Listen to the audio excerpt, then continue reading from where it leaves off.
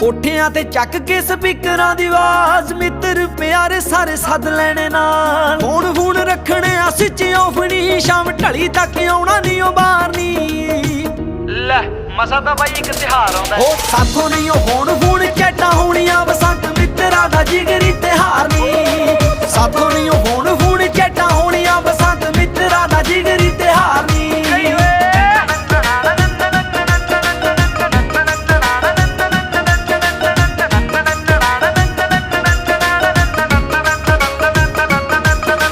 बोतलां ना सजे कोठे ठेके लगने, गुड्डी अंबरां ते चाड़ चाड़ पेचे लगने। ओ खर्चा भाई हजे ना लाई पेचा। बंद बोतलां ना सजे कोठे ठेके लगने, गुड्डी अंबरां ते चाड़ चाड़